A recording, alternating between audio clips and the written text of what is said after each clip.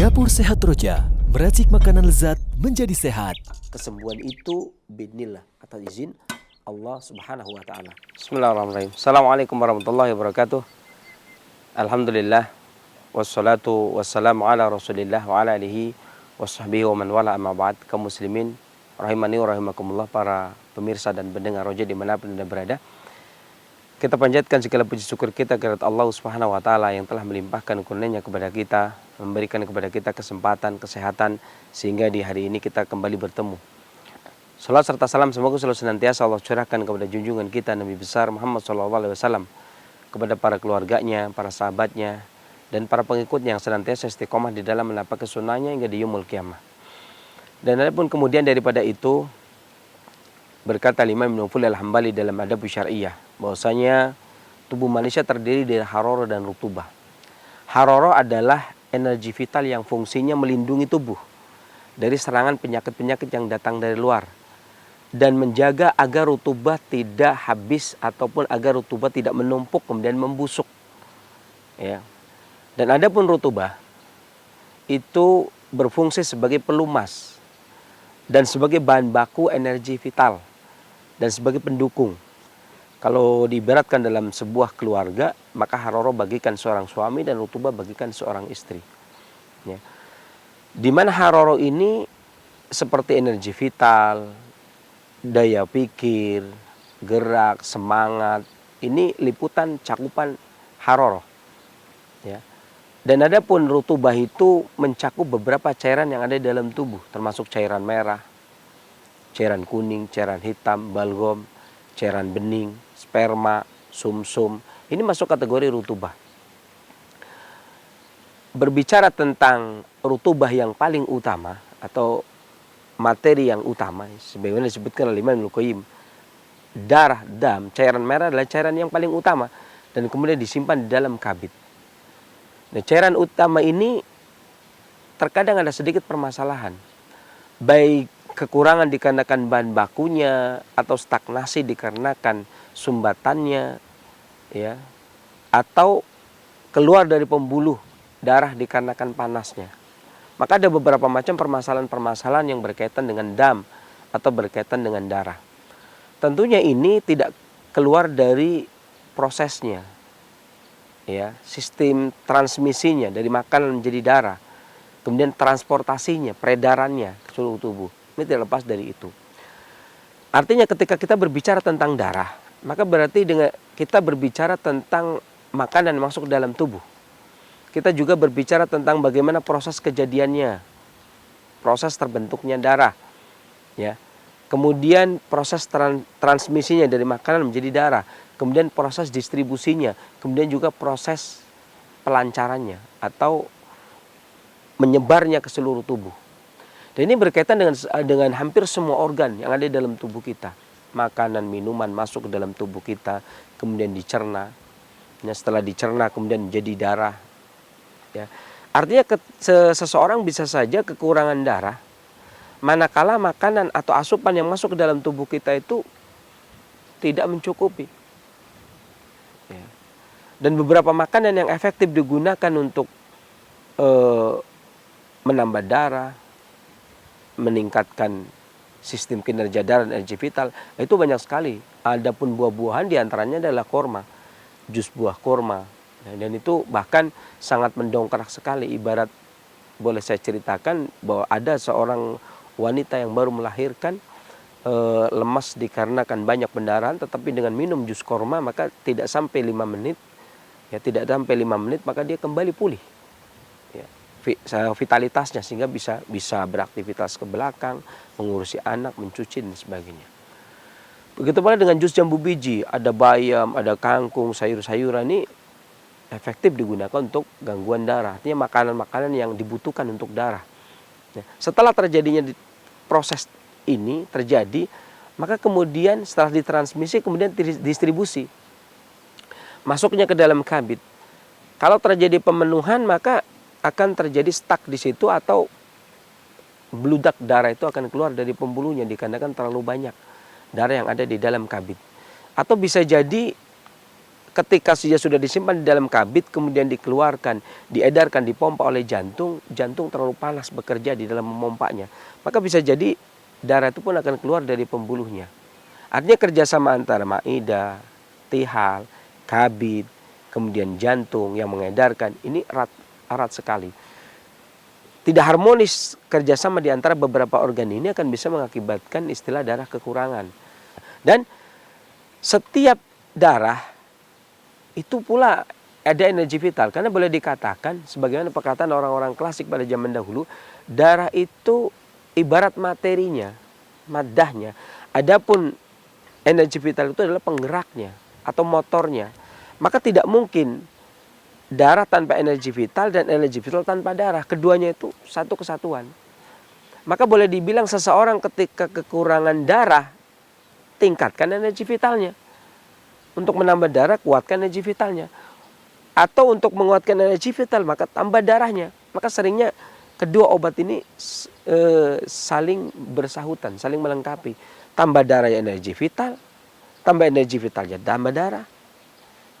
Makanya seringnya menggunakan obat tambah darah ya obat energi vital, dan begitu terus. Ya. Dan kekurangan darah atau adanya stagnasi darah atau adanya panas darah atau adanya gangguan darah, maka tidak lepas dari organ-organ yang saya sebutkan ini. Organ jantung, organ hati, kemudian organ limpa, organ lambung atau maida atau tihal. Kemudian juga yang paling dominan adalah jantung dalam hal ini, walaupun yang menyimpan adalah hati, kabid. Ya, kemudian baru dia beredar. Ya. Dan gangguan darah itu biasanya sering dialami oleh wanita. Maka wanita itu, para pengobat klasik sering mengatakan wanita dominan darah, sementara pria dominan energi vital. Ya. Yang dimaksud dengan wanita dominan darah dikarenakan keluhan darah seringnya ada pada wanita. Karena hanya wanita yang haid. Gangguan haid darah, pendarahan melahirkan darah gitu ya. Maka haid berlebih terjadi kekurangan darah, wanita juga. Melahirkan pendarahan, wanita juga, gitu ya. Dan walaupun juga terjadi, bisa jadi terjadi pada pria kekurangan darah ini. Dikarenakan kekurangan darah otomatis kekurangan energi vital. Kekurangan energi vital otomatis kekurangan darah. Namun pada pria seringnya gangguannya energi vital dulu. Maka sering kita dengar istilah stamina pria. Ya, meningkatkan gairah seksual pria, bukan wanita. Ya. Padahal ketika dia meningkatkan energi vital ya artinya meningkatkan darah juga. Ya, cuman bedanya kalau pria itu pembuluh darah itu terisi, ya, otot dan tendon terisi, kemudian dia ereksi, stamina pria oke. Sementara kalau wanita pembuluh-pembuluh rahim terisi, kemudian rahim menjadi subur. Haid tibalah waktu haid, kemudian rahim menjadi subur. Perbedaannya seperti itu. Nah, akan tetapi masing-masing memiliki kedominanan. Pria dominan darah, pria dominan energi vital, wanita dominan darah. Tetapi menambah energi vital dengan darah, menambah darah dengan energi vital. Maka bisa jadi seorang pria itu lemah energi vitalnya, yang dilakukan adalah tambah darah. Menggunakan jus korma, menggunakan kangkung, menggunakan bayam, ya. Kemudian menggunakan jus jambu biji dalam hal jus, ya. Dan pada kesempatan kali ini kita hendak dari Dapur Sehat Roja akan memberikan tips tentang bagaimana mengatasi gangguan kekurangan darah dan kekurangan energi vital. Lemah, letih, lesu dikarenakan kekurangan darah dan kekurangan tenaga baik pada pria maupun wanita dengan bahan dasar yang alami. Dan untuk itu sudah kami sediakan bahan-bahannya, maka mari kita langsung ke Dapur Roja.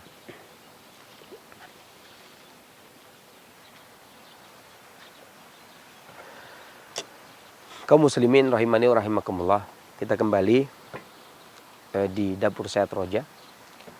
Tadi setelah dia kemukakan di muka bahwasanya berkaitan dengan darah pada wanita, berkaitan pada energi vital pada pria, ini satu sama lain saling bersinggungan. Artinya tidak bisa dilepaskan. Sebagaimana pria dan wanita tidak bisa dilepaskan, maka darah dengan energi vital demikian pula. Darah tanpa energi vital, maka dia mati, tak berfungsi, sehingga dia beku. Begitu pula sebaliknya, energi tanpa darah, dia nggak punya tempat pijakan, karena dia motornya.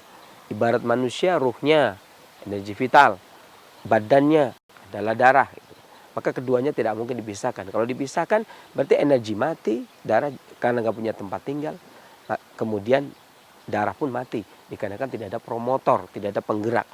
Dan pada kesempatan kali ini kita hendak menggunakan bahan-bahan jamu atau obat alami yang digunakan untuk meningkatkan atau mengatasi gangguan anemia, kekurangan darah ataupun energi vital yang sering digunakan oleh para pendahulu kita pada zaman dahulu. Yang pertama kita menggunakan 1 butir telur ayam kampung, 1 butir telur ayam kampung.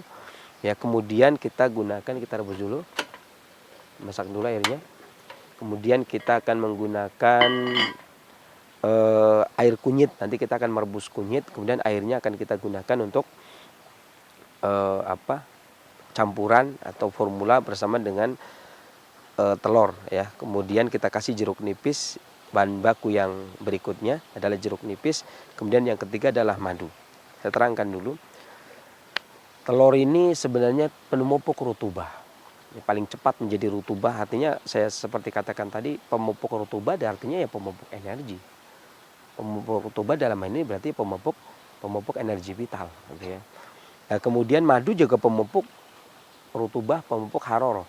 Bahkan kalau boleh dibilang madu ini memiliki sifat yang hangat maupun ada yang mengatakan netral. Tapi Imam Suyuti mengatakan dalam kitab Burrahmah fi Tibb wal Hikmah, madu disebutkan oleh Ibnul Mukri, dia memiliki derajat kedua ya, panas tingkat kedua atau derajat panas tingkatan kedua. Rasanya manis. Manis itu kalau didudukan menjadi sifat, manis itu memiliki sifat panas dan lembab. Ya. Sementara manusia memiliki sifat harora rutubah. Harora artinya panas, rutubah artinya lembab. Artinya sifatnya madu mirip-mirip atau sama dengan sifatnya manusia. Ya, manusia memiliki sifat harora rutubah. Madu punya sifat harora rutubah. Ya, maka madu itu manusiawi sekali. Ya, jadi ketika seseorang pria membutuhkan madu, itu manusiawi sekali. Begitu pula ketika wanita membutuhkan madu, maka itu manusiawi sekali. Kekurangan haroroh ataupun kekurangan rutubah boleh tambah madu pada pria. Kekurangan haroroh atau rutubah boleh tambah madu pada wanita. Artinya madu buat wanita, madu juga buat pria. Ya. Kemudian juga jeruk nipis. Ya. Jeruk nipis itu digunakan para ahli pengobatan klasik Tionghoa mengatakan hati mengembangkan fungsinya dengan makanan rasa asam. Nah, jadi dia untuk menguatkan hati di dalam menyimpan darah. Ini sudah mendidih, kita rebus dulu. Ini dengan air cukup setengah gelas. Ya, kita rebus kunyit.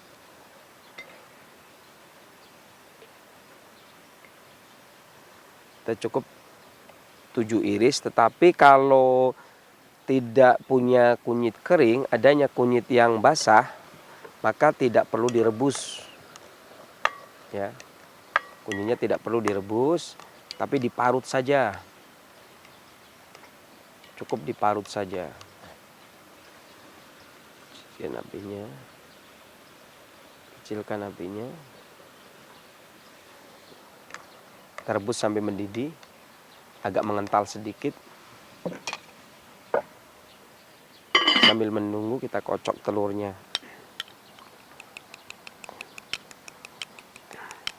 Satu butir telur ayam kampung, kemudian kita kocok.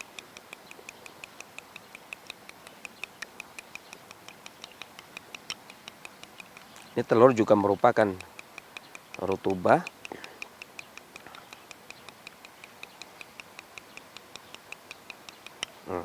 Kemudian kita tambahkan jeruk nipis. 1 butir jeruk nipis.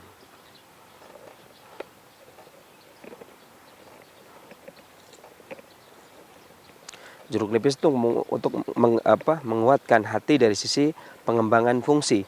Karena fungsi hati itu menyimpan darah, maka dia menguatkan hati dalam penyimpanan.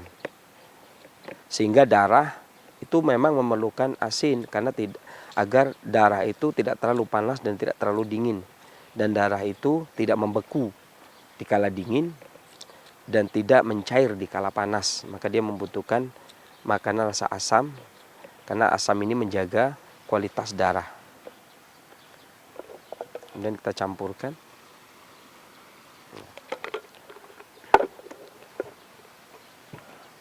Kemudian kita ambil madu.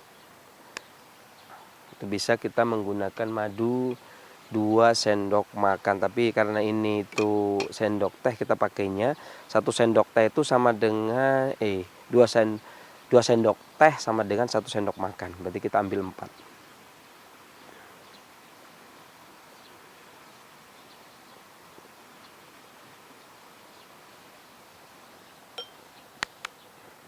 Kemudian kita kocok. Ini semuanya penambah rutubah. Secara teori ini semuanya penambah rutubah, tapi penambah rutubah ya penambah haroroh. Ya, artinya penambah darah itu penambah energi itu penambah darah. Jadi aduk sampai rata.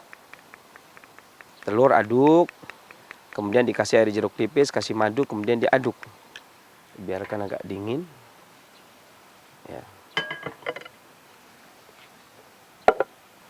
Sedikit saja air kunyit. Ya, lebih kurang sekitar 2 sendok makan. Kemudian dicampurkan, kemudian diaduk rata.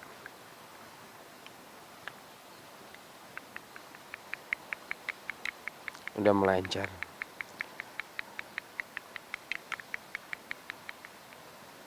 Kita juga udah kasih madu. Bagi yang, karena madu juga, jeruk nipis juga menghilangkan amisnya. Bagi yang lebih menyukai manis lebih manis lagi, maka boleh ditambah. Maka inilah telur madu atau madu telur untuk mengatasi gangguan anemia atau lemah lesu dikarenakan kekurangan darah dan kekurangan energi vital. Tips dari Dapur Sehat Roja.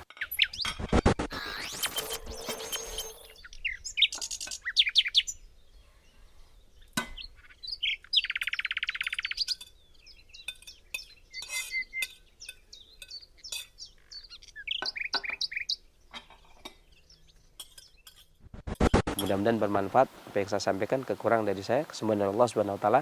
Bila taufiq wal hidayah, alhamdulillah alamin. Wassalamualaikum warahmatullahi wabarakatuh. Dapur Sehat Roja, meracik makanan lezat menjadi sehat. Kesembuhan itu biidznillah, atas izin Allah Subhanahu wa taala. Bismillah, assalamualaikum warahmatullahi wabarakatuh. Alhamdulillah hamdan katsiran thayyiban mubarakan fihi kama yuhibbu rabbuna wa yarda. Asyhadu an la ilaha illallah wahdahu la syarikana wa asyhadu anna Muhammadan abduhu wa rasuluh la nabiyya ba'da ma ba'd. Ikhwata Islam azakumullah, para pendengar Radio Roja dan pemirsa Roja TV dimanapun Anda bisa menyimak siaran kami. Alhamdulillah, apa kabar Anda di kesempatan Rabu pagi menjelang siang ini? Semoga Anda beserta keluarga dalam keadaan sehat selalu dan semoga tentunya dalam penjagaan dan perlindungan Allah Subhanahu wa taala. Amin ya rabbal alamin. Dan seperti biasa di kesempatan ini kita berada dalam program Dapur Sehat Roja bersama narasumber kita, pakar kesehatan klasik kita, Sensei Abu Muhammad Faris Al-Kianji hafizahullahu taala. Dan alhamdulillah Sensei sudah berada di studio untuk menemani kita semua. Kita sapa terlebih dahulu. Assalamualaikum warahmatullahi wabarakatuh Sensei. Waalaikumsalam. Gimana kabarnya Sensei? Alhamdulillah. Alhamdulillah sehat ya. Barakallahu fiik. Assalamualaikum. Nah, ikhwatal Islam azakumullah, setelah penyampaian materi silakan Anda dapat bertanya secara langsung seputar kesehatan atau keluhan penyakit, dan kita kembali ke Sensei Abu Muhammad Faris Al-Kianji. Sensei, kesempatan ini kita membahas tentang mencegah dan mengobati anemia atau kekurangan darah ya Sensei. Ya. Nah, dan racikan kunyit telur ayam kampung. Bahan-bahannya 7 iris kunyit, 1 telur ayam kampung, 1 jeruk nipis, 1 sendok makan madu. Benar ya Sensei? Baik, sebelum kita membahas tentang racikan dari bahan-bahannya, Sensei, ini secara klasik apa penyebab utama seseorang bisa terkena anemia, dan gejala awal dari anemia itu secara klasik itu seperti apa Sensei? Baik. Terima kasih pertanyaan. Bismillahirrahmanirrahim. Assalamualaikum warahmatullahi wabarakatuh. Alhamdulillah. Wassalatu wassalamu ala Rasulillah wa ala alihi wa sahbihi wa man wala amma ba'd. Terima kasih atas pertanyaannya, dan ini pertanyaan yang baik sekali. Jadi di dalam kesehatan klasik memandang cairan merah atau darah ini sebenarnya ada memiliki sudut pandang yang berbeda sebenarnya dibandingkan dengan kedokteran barat. Ada beberapa sisi perbedaan. Di antaranya karakteristik darah itu sendiri dan tempat penyimpanan. Karena sepakat pengobatan klasik itu mau Arab klasik maupun Tionghoa atau India itu sepakat bahwasanya darah ini atau cairan merah, saya katakan cairan merah ini disimpan di dalam kabid. Ya, mungkin berbeda pendapat dengan kedokteran barat. Al-Imam Al-Qayyim juga menyebutkan di Miftah dari Sada juga disimpan di dalam kabid. Kemudian Imam Suyuti dalam Kitab Rahmah Fiti wal Hikmah juga di dalam kabid gitu ya. Beberapa Tibun Nabawi juga disebutkan di dalam disimpan di dalam kabid. Cairan merah tersebut disimpan di dalam kabid. Begitu pula dengan pengobatan klasik Tionghoa juga mengatakan bahwasanya cairan merah tersebut ya, Xie itu juga disimpan di dalam kabid. Jadi dan mungkin kedokteran barat memiliki sudut pandang yang berbeda ya, yakni darah itu tidak disimpan di dalam kabid. Menengahi permasalahan ini sebenarnya makna disimpan itu ya, makna disimpan ini. Terkadang orang itu memahami yang dimaksud dengan disimpan itu adalah semua darah itu terkumpul kemudian disimpan. Ya kan? Padahal logikanya begini. Misalkan suatu contoh kita mengatakan uang saya tabung di bank. Gitu ya. Otomatis bukan semua uang dong. Ya kan? Tiap hari kita masih bisa belanja gitu. Atau uang saya simpan di celengan. Ya kan? Di tempat untuk nabung. Itu kalimat seperti itu tidak menunjukkan bahwanya semua uangnya itu ada di tabungan tersebut gitu ya. Artinya ada juga yang digunakan untuk operasional harian gitu ya. Bapaknya itu buat bekerja, beli bensin lah atau beli makanan atau apa untuk ya kesehariannya dia ketika dia bekerja. Kemudian juga istrinya juga digunakan untuk operasional harian, makan dan sebagainya. Tapi tentunya ada yang disimpan. Ya kan? Kalimat disimpan itu berarti ada sisa. Gitu ya. Kalau tidak ada maka tidak. Artinya ini pendapat pengobat klasik. Jadi yang perlu dicermati sekali adalah makna disimpan tadi. Kalimat disimpan ini jangan diartikan penyimpanan itu semua darah ketika prosesnya itu makanan dan minuman dicerna kemudian salah satu cairan salah satunya menjadi cairan atau menjadi rutubah dan salah satu rutubahnya itu darah kemudian menjadi cairan darah kemudian kata Imam Al-Qayyim diserap disimpan di dalam kabid. Jangan sampai memahami pengertian disimpan ini adalah semua darah diambil kemudian disimpan. Nggak ada yang lain di tempat lain itu nggak ada, itu nggak mungkin, sesuatu yang nggak mungkin. Kenapa? Karena semuanya membutuhkan darah. Ya, mata juga membutuhkan darah untuk melihat, darah dengan energi vital. Ya, ini perbedaan sudut pandang sebenarnya masih bisa diadakan penyatuan. Ya. Artinya sudut pandang ini karena ya itu tadi masalah definisi bahasa tadi, ya ta'riful bahasa tadi. Kadang-kadang orang bahasa ini kalau bahasa ini bahasa saduran ya, bahasa bukan bahasa asli itu ketika dibawakan ke terjemahan itu agak susah juga ya. Seperti misalkan xie dalam Tionghoa cairan yang warnanya merah, kemudian dam gitu kan, cairan juga yang warnanya merah, kemudian diterjemahkan di negeri kita ini kemudian menjadi darah, ya. Kemudian diberikan definisi, ternyata definisinya masing-masing memiliki sudut pandang yang berbeda ya. Dari sisi definisi. Itu yang pertama. Kemudian yang kedua juga setiap darah ini memiliki energi. Artinya darah ini merupakan materi yang didorong oleh energi. Ya, makanya kurang tidaknya darah itu juga bergantung kepada energi. Kadang-kadang kurang ini kan kita sudah ada tabungan tadi ya. Jadi kadang-kadang kalimat kurang itu bukan berarti seseorang itu kekurangan betul-betul kekurangan itu di tubuh itu nggak ada. Artinya masih ada daya simpan. Ini pengobatan klasik ini meyakini demikian karena satu contoh. Misalkan ini ada orang yang melahirkan. Kemudian pendarahan, mengeluarkan darah yang banyak. Ya, dulu kan nggak ada istilah transfusi darah kan. Ada istilah transfusi darah. Kemudian bagaimana mengembalikan dia? Orang dulu kemudian kalau yang Arab keturunan Hadramaut. Itu mereka menggunakan korma di jus, kemudian diminumkan. Gitu ya. Dalam jangka waktu sekitar lebih kurang 5 menit, kemudian dia sudah wajah sudah merah, kemudian dia sudah bisa beraktivitas kembali. Sudah mulai fit. Ya sudah fit kembali. Dan ini bukan pengalaman sekali 2 kali, Ya. tapi ya bukan 10 kali 20 kali, ya. Bukan 100 kali 200 kali. Gitu ya. Ini pengalaman yang ribuan kali. Jadi bukan cuma saya sendiri udah ya mungkin ratusan ya. Jadi pengalaman seperti itu. Tapi ini apakah kurma itu diminum langsung jadi darah? Kan tidak. Iya kan? Ya tadi paling tidak ada 2 simpanan di situ. Yang pertama adalah simpanan yang dari kili ya, dari ginjal ini menyimpan sumsum yang taruh di sulbi, kemudian ditaruh di dukhar tulang punggung gitu. Itu juga bisa diproduksi menjadi darah. Begitu pula dengan yang ada di kabid yang kemudian juga langsung dikeluarkan ya. Sementara dia dapat pasokan lagi yang baru ya, korma. Jadi korma menggantikan darah yang disimpan tadi dikeluarkan. Kasarannya ketika ada sesuatu yang dibutuhkan ya sudahlah, dana tabungan dulu dipakai. Ya kan? Ya. Dana tabungan dulu dipakai. Kemudian kita bekerja nanti dapat gaji. Jadi bukan berarti jus korma tadi begitu diminum 5 menit langsung jadi darah. Tidak. Butuh proses juga. Butuh proses juga kan. Karena dia butuh malam juga nanti proses jadi darahnya kan.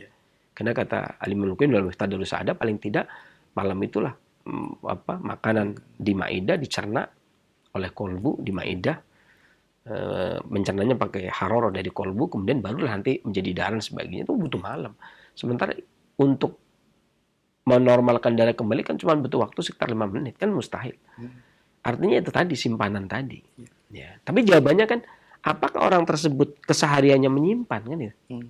Kalau orang tersebut kesehariannya nggak menyimpan kan, walaupun minum jus kurma juga enggak. Ya kan? Jadi konsumsi hari-hari dia tidak menyimpan. Konsumsi hari-hari dia tidak menyimpan. Maka ketika minum jus kurma pun ya nggak langsung, butuh waktu. Makanya ada banyak seperti itu. Tapi ada juga yang, ini trombositnya turun, HB-nya turun, ya kan, darahnya rendah sekali.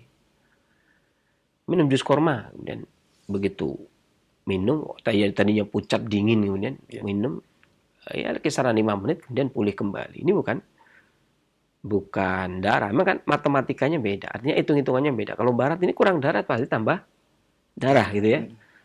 Kalau pengobatan klasik kan tidak, tambah kurang darah, boleh jadi tambah energi, karena energi itu nanti mengeluarkan darah lagi. Makanya Imam Suyuti berpendapat darah itu sifatnya panas karena dia mengandung energi vital. Ini berbeda dengan Ibnu Qayyim yang memisahkan dengan sifat darah asli itu sendiri. Artinya gini, kekurangan darah ini penyebabnya sangat bervariasi dan banyak sekali. Ini pada waktu juga saya akan meringkas menjadi 3 saja saya sebutkan. 3 aja saya sebutkan. Yang pertama adalah seseorang kekurangan darah disebabkan karena sindrom astenia jantung dan limpa. Dikarenakan lemahnya jantung dan limpa. Dan ini perlu diperhatikan bahwasanya semua cairan yang ada di dalam tubuh, kalau secara klasik itu dipimpin oleh 3 organ. Organ bagian atas yang memimpin cairan adalah paru-paru, bagian tengah adalah limpa, bagian bawah adalah ginjal.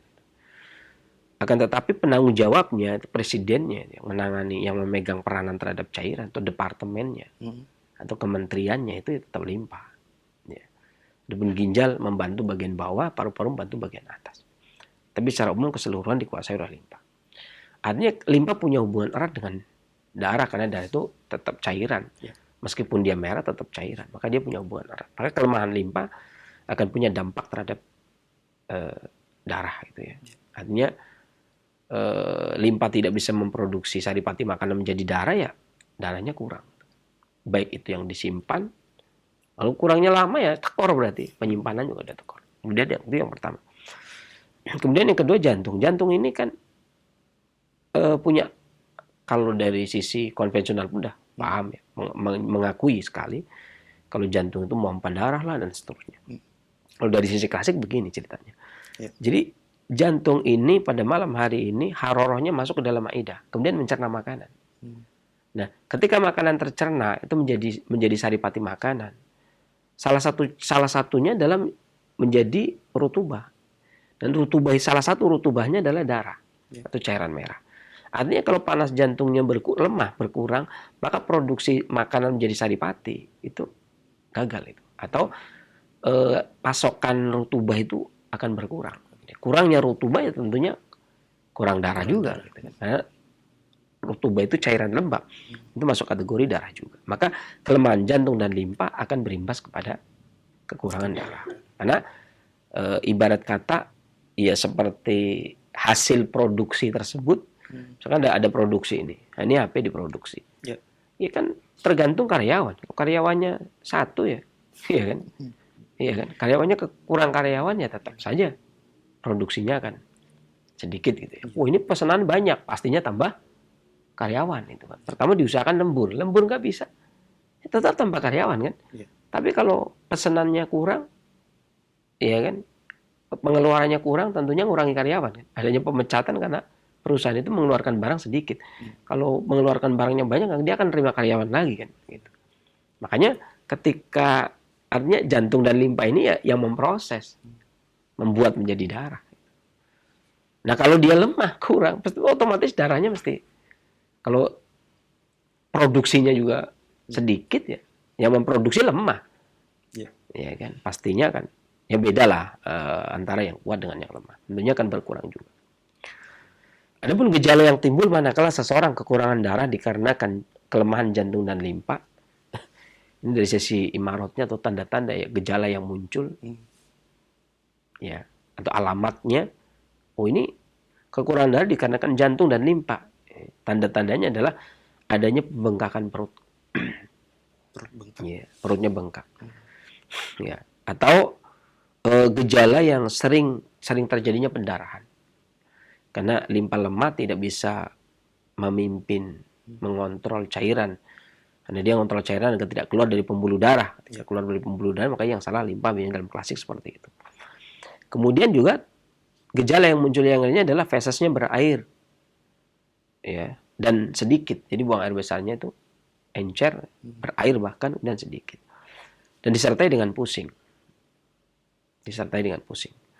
Kemudian makannya sangat sedikit karena limpa ini berhubungan dengan makanan. Gitu ya. Kemudian gampang lelah. Berarti energinya juga lemah. Ini berarti jantung lemah. Artinya makan sangat sedikit karena lemah limpa, kelelahan karena kelemahan dari jantung, lelah dan tidak ada kekuatan itu juga dari jantung karena dia sumber tenaga. Kemudian pelupa. Iya. Jadi seseorang anemia yang pelupa ini berarti kekurang atau astenia, kelemahan energi vital atau kelemahan jantung. Jadi tapi kalau anemia tapi tidak pelupa ya tidak.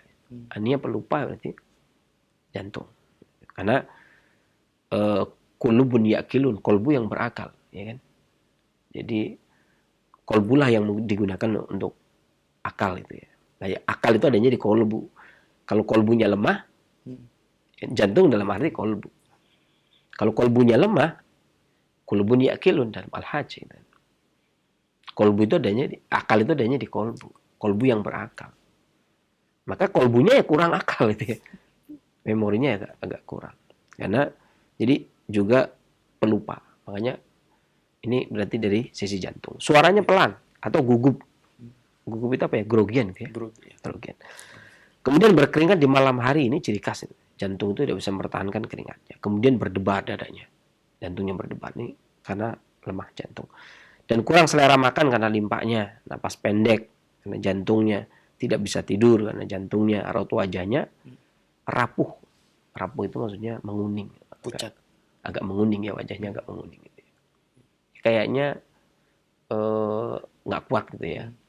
Kalau agak wajah yang ini kan agak kemerahan gitu ya. Jadi kayak wajah-wajah meriang gitu ya, gampang sakit. Nah kalau kejadian seperti ini, maka makanan yang bagus, selain tadi tentunya resep yang tadi kita sebutkan, makanan yang bagus, kan tadi obat ya. Makanan yang bagus adalah hati sapi. Ya. Kemudian telur ayam, cumi beda dengan sotong ya. Cumi boleh. Kemudian tiram, ya. Kemudian juga bayam. Ini boleh bayam sayur, boleh bayam duri. Kemudian lengkeng, kemudian ikan sejenis ikan kembung, ikan selar, itu jenis seperti itu. Kemudian juga apel, ya. Kemudian juga kentang, kemudian juga beras, royal jelly dan ubi merah. Ini makanan yang bagus. Artinya kekurangan darah dikarenakan lemah limbah dan jantung. Kemudian yang kedua, kekurangan darah dikarenakan astenia hati dan ginjal. Ini kalau bahasa akupunkturnya itu defisiensi itu ya, kelemahan hati dan ginjal. Ya, kelemahan rutubah pada hati dan ginjal. Dan hati tadi ya punya hubungan erat sekali kan. Tadi kata Imam Al-Qayyim saja, darah ini disimpan di dalam kabin. Ibaratnya itu nggak punya tabungan. Nggak punya tabungan kan gawat. Sedikit pendarahan sudah bocor ya, kayak orang nggak punya tabungan, bocor keuangan juga repot. Jadi tubuh kita itu otomatis ada tabungan. Jadi, nah ini tabungan pertama di hati ya. Kemudian di ginjal. Ketika di hati kurang, kalau ginjal masih ada itu bisa produksi. Karena yang ada di ginjal ini sum-sum ini yang kemudian dikirim ke otak, makanya kata Imam Al-Qayyim fa inna dimak wal muh. Dimak itu ya muh isinya sum-sum. Sum-sum itu masuk kategori darah. Bahkan sperma pun masuk kategori darah. Makanya ketika itu paham banget sekarang orang-orang awam pun paham banget. Sampai anak keturunan kita tuh disebut darah daging kita ya. Nggak ada yang menyebut sperma daging kita, itu nggak ada itu ya. Hanya sperma itu ya intinya dari darah. Kemudian jadi segumpal jadi darah gitu ya, dari sperma kemudian menjadi darah, kemudian menjadi mudghah. Ini mudghah ini biasanya diterjemahkan apa ya? Kalau di terjemahan itu segumpal daging apa ya?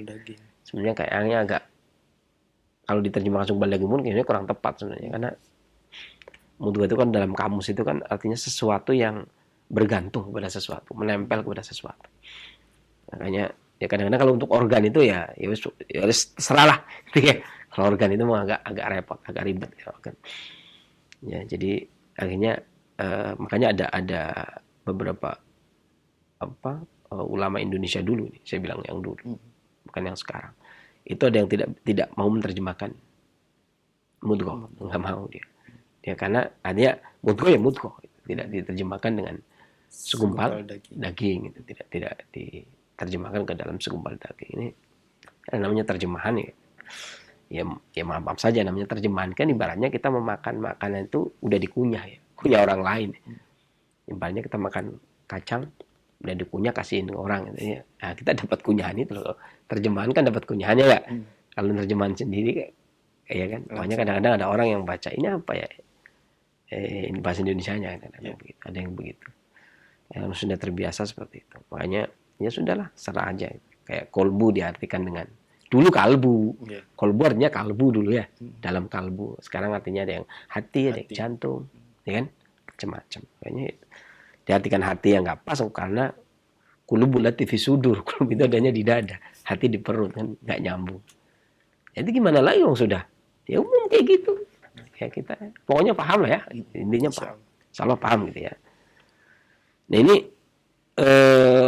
maka sperma pun masuk kategori darah. Makanya ketika tempat penyimpan ya pertama penyimpan yang utama yang paling banyak itu lemah, dia nggak nyimpan, ginjal nggak nyimpan, hati nggak nyimpan, maka orang seperti ini dalam keadaan memprihatinkan. Hanya ketika kekurangan ya langsung ya, karena ketika memberikan pasokan ya plus ke tabungannya ya kan.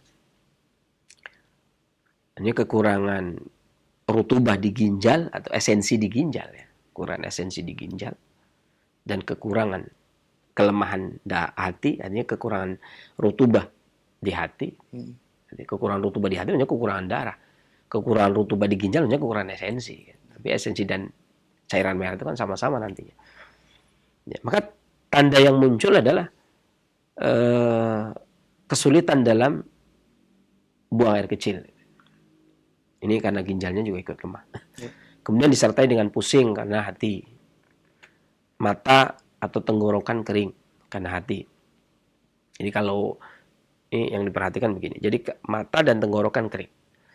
Jadi kalau mata silau, ini kan mata kerasa kering. Ya. Kurang ini karena hati. Tapi kalau mata itu ngelihat cahaya itu silau, gitu ya. Ini kekurangan darah, begitu ngelihat cahaya silau. Ada tuh, ngelihat cahaya silau. Itu kelemahan ginjal, esensi ginjal. Tapi kalau kering itu karena hati. Jadi ada dua. Kalau yang silau berarti karena ginjal, kalau yang kering berarti karena hati, gitu ya. Dan tenggorokan juga kering. Kemudian gampang lelah. Ya, karena kekurangan darah kan gampang lelah. Kurang darah, kurang energi. Sakit kepala yang nyeri di daerah alis, ini kan hati. Kelemahan hati. Kemudian sakit pinggang karena kekurangan esensi ginjal. Kemudian rabun senja. Nah, rabun senja ini saya katakan tadi. Rabun senja itu karena hati. Tapi kalau senja rabun, siangnya kena lampu juga silau, ya berarti hati dan ginjal. Gitu. Rabun senja. Ini dulu kalau orang dulu itu kalau rabun senja ini maka pengobatannya tidak cuma memberikan asupan yang mengandung darah, bisa menjadi darah ya, seperti bayam dan sebagainya, tapi terkadang juga dikasihkan tetes mata. Cuman yang kalau tetes mata itu kan kalau dalam undang-undang tidak diperbolehkan seorang pengobat itu membuat obat tetes mata, makanya biasanya dianjurkan, gitu ya. Kemudian keringat di malam hari, ini kelemahan hati. Nyeri di perut bagian atas, ini masih wilayah hati. Kemudian telapak tangan dan kaki panas, ini kekurangan cairan pada ginjal atau esensi pada ginjal. Matanya merah karena kekurangan esensi pada hati. Telinganya berdenging, kalau telinga berdenging kekurangan esensi pada ginjal. Kemudian tidak bisa tidur dengan pelupa, itu kekurangan esensi di ginjal, panas berlebih di jantung akhirnya, maka tidak bisa tidur dan pelupa. Tidak bisa tidur dan pelupa. Ini punya hubungan erat itu antara ginjal dengan jantung di dalam masalah akal. Kemudian pinggangnya lemah karena ginjal lemah, raut wajahnya rapuh karena hati. Kemudian kedua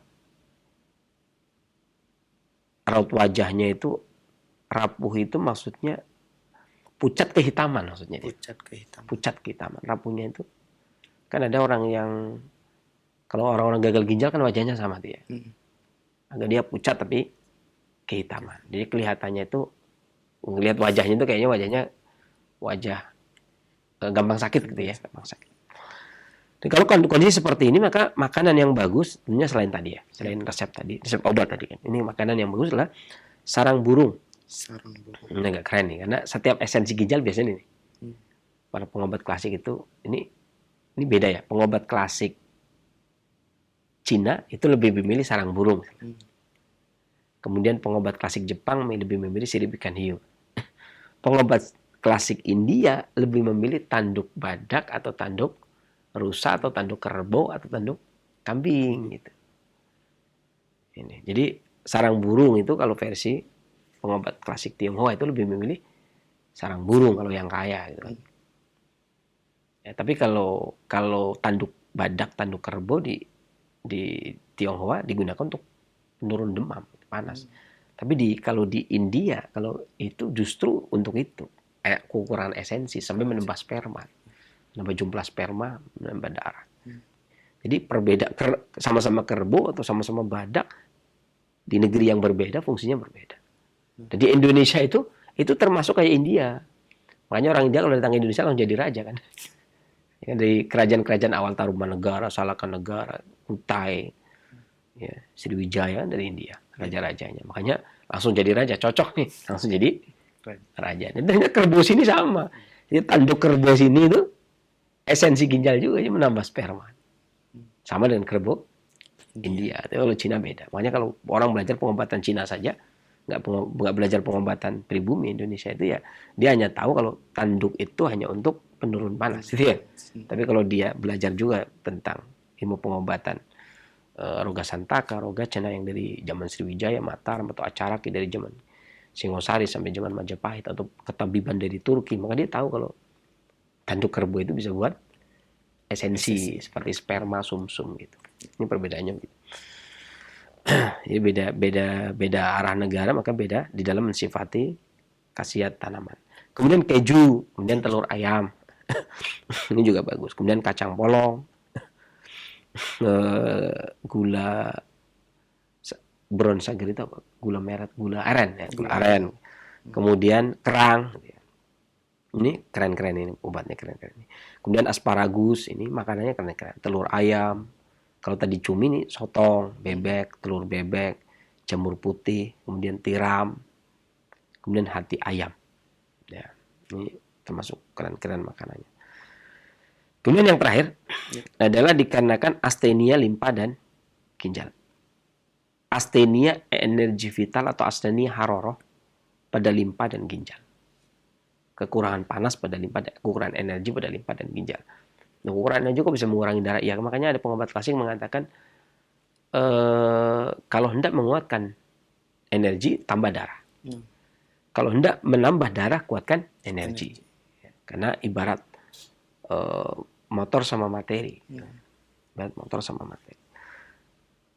Kemudian kekurangan di limpa dan di ginjal. Kekurangan energi vital di limpa dan di ginjal. Tadi sudah bahas tentang limpa, tentang ginjal.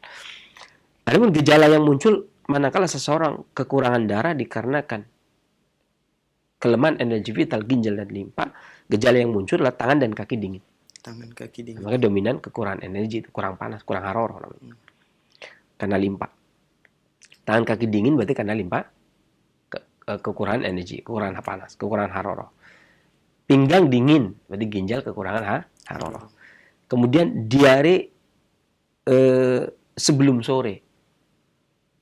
Diare sebelum sore. Ini ya, jadi ada apa ya? Diare itu kan ada 3. Diare yang dimaksud diare kelemahan limpa, diare kelemahan energi vital limpa itu berarti buang air besar, mencret terus menerus tuh, terus mencret terus menerus. Kemudian diare kekurangan energi vital di ginjal, diare sebelum subuh. Diare sebelum subuh. Walaupun cuma 1 kali gitu ya. Itu disebut diare. Kalau dalam pengobatan klasik disebut diare. Kan kita buang air. Kalau saya buang air besarnya gimana? Normal, rutin, sekali sehari. Kapan? Sebelum subuh. Ini namanya diare. Nah, dalam pengobatan klasik dia disebut diare. Mungkin dalam pengobatan lain dia disebut normal, karena sekali sehari. Tapi dalam pengobatan klasik maka dia disebut kemudian diare. Ya. Atau dia buang air besarnya sore. Ini namanya diare juga. Ini diare juga. Ini karena energi vital limpa dan ginjal, haroroh, lemahnya haroroh, energi vital limpa dan ginjal. Maka disebut ya sore hari. Kalau saya mah rutin, ya cuman itu tadi habis asar gitu ya, atau habis maghrib gitu ya. Ini lemah juga, walaupun dominannya ke ginjal ya. Dominannya tetap kekurangan haroroh pada ginjal. Kalau di hari subuh astenia energi vital ginjal, di hari sore kekurangan haroroh pada ginjal dan seringnya juga termasuk kepada limpa juga. Kemudian kalau diarenya yang buang air besar terus menerus itu berarti astenia energi vital limpa. Jadi diare ada 3. Ya, kalau dalam klasik Cina seringnya disebutkan diare itu 2. Ya. Kemudian diare dengan feses yang lengket dan berair, ini karena kelemahan limpa. Kemudian makan sangat sedikit karena limpa lemah tidak bisa tahan untuk banyaknya makanan yang masuk. Kemudian terjadinya pembengkakan. Ya, terjadinya pembengkakan karena timbunan cairan karena kekurangan harorah atau kekurangan energi vital. Atau bahkan pembengkakan yang muncul di seluruh tubuh. Ya. Kemudian adanya kelelahan, takut dingin, tangan dan kaki lemah, buang air kecil secara frekuen dan bening urinnya, kemudian kelelahan yang secara mental. Jadi lelah kerja juga, naik tangga juga lelah, secara mental juga lelah. Secara mental lelah itu ya menderita lah, stres. Ya. Stres itu artinya kan tertekan ya. Kalau dalam organisasi kan ada istilah stressing program. Stressing program, penekanan program. Stres itu kan tertekan gitu ya. Jadi kelelahan secara mental karena seakan-akan kayak punya atasan yang killer ya, apa nggak cocok dia. Kelelahan. Ini stres ya. Kemudian raut wajahnya pucat. Lalu ini pucat nih, pucat saja ini. Kemudian berdebar dadanya, kurang selera makan, wajahnya bengkak, ludah yang bergolak ketika terengah-engah. Jadi gampang, kemudian banyak keluar udah. Nah, makanan yang bagus ini selain itu tadi ya. Ya. Ini selain resep tadi yang awal, resep yang kita sebutkan itu untuk obatnya, makanannya adalah ikan hiu. Ikan hiu. Siripnya ya dagingnya. Sirip ikan hiu itu dulu tahun 95 di Bali itu satu mangkoknya itu kayak bihun siripnya. Itu 70.000. 70.000. Itu tahun 95. Sebelum Krismon. Yeah. Dan saya dulu termasuk orang yang sering makan sirip ikan hiu, bukan 70 tapi memang gratis. Gratis, bukan 70. Memang ada acara sirip ikan hiu gratis itu, saya tahu jurusannya. Saya tahu jurusannya. Ya, kemudian itu sirip ikan hiu. Kemudian ayam. Daging ya, kampung tapi ya, jangan. Bukan ayam negeri. Istilahnya ayam negeri ya. Ayam yang bukan kampung lah ya pokoknya. Ayam kota. Kemudian lada, ya hitam maupun putih. Kemudian adas. Kemudian juga daging kambing. Nah, ini baru keluar daging kambing karena dinginnya dia dipanaskan. Maka daging kambing. Kemudian juga ginjal, boleh lah ginjal. Kambing, ginjal. Sapi. Kemudian lobster itu mahal. Kemudian ikan sarden, yang paling gampang ikan sarden lah. Kemudian udang ini bagus tuh, udang. Jamaria ya. Udang. Kemudian burung pipit atau burung gereja. Ini tinggal dijaring aja. Makanya saya sering katakan bahwasanya burung, sebenarnya orang yang tidak bisa beli sirip ikan itu jangan pesimis gitu kan, karena masih ada alternatif kayak misalkan kemarin ada yang tanya, itu mahal lobster mahal, sirip ikan hiu mahal. Lah, burung gereja juga beli di pasar yang dicatkan gitu. Dicacat kan orang yang abang-abang itu jualin burung pipit gitu kan. Kecil, kalau dulu zaman saya kecil berapa? 100 rupiah. Sekarang nggak tahu 5.000. Atau ke pasar yang jaring ya, banyak. Jadi yang artinya saya kasih yang paling mahal dan saya kasih paling murah gitu ya. Yang paling mahal dan kasih paling murah. Kalau udang itu kalau agak yang di utara agak banyak kata Pak Hembing itu terkontaminasi merkuri gitu ya. Kalau yang utara itu kecuali sudah selesai Cirebon, mana daerah Tegal gitu ya. Ke sana itu udah masih bagus. Kalau dari sini udang yang bagus tuh kalau yang selatan itu itu Ujung Genting, Cikaso. Udang Cikaso itu terkenal. Orang Tionghoa itu namanya toai itu. Itu toai itu udang maksudnya. Tapi orang klasik Tionghoa itu mengatakan toai. Itu udang yang bagus. Udang Cikaso. Itu bagus. Ujung Genting, ada Ujung Genting, ada Cikaso. Cikaso itu agak wulung. Kalau orang bilang Jerbung wulung, kalau orang sana bilang itu sampai Serandil, sampai Pangandaran, dari Cikaso, Ujung Genting, sampai Pangandaran, sampai Pamayang, sampai Pangandaran, sampai Serandil, itu udangnya bagus-bagus. Udangnya bagus-bagus. Kalau sirip ikan hiunya, kalau untuk ini kasus ini, itu sirip ikan hiunya yang di sana di Selendang Biru Pacitan. Selendang Biru. Yang Pacitan, jadi hiunya hiu yang biru. Hiunya hiu air, hiu biru itu. Sirip ikan hiunya hiu yang biru. Jadi beda. Kalau yang tadi hiunya hiu boleh lah, hiu kepala martil nih begini.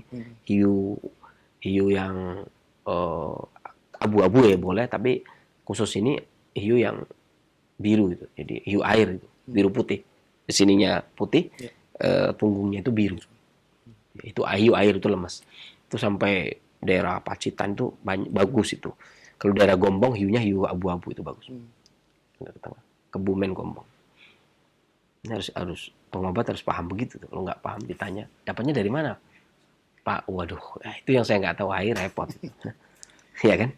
Harus paham. Makanya saya keliling sebelum ini, dulu sama guru suruh keliling dulu. Nah, saya tukang bagian keliling memang. Senang banget ke kelilingan. Makan udang, kayak gitu kan.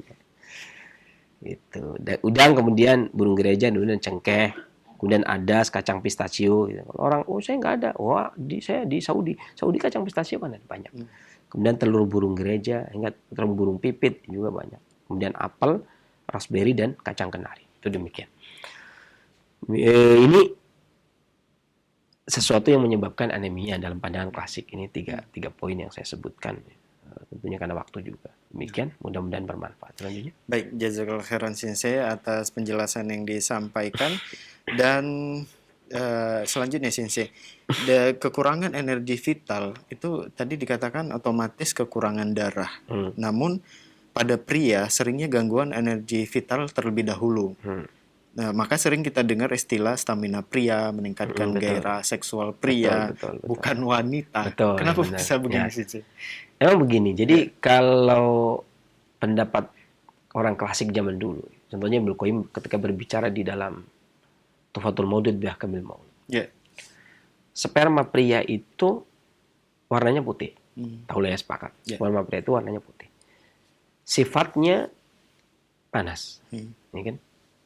Panas itu turunannya dominan energi. Kan energi itu panas yang paling rendah. Dominan energi. Panas lembab gitu ya. Sementara sperma wanita itu warnanya kuning.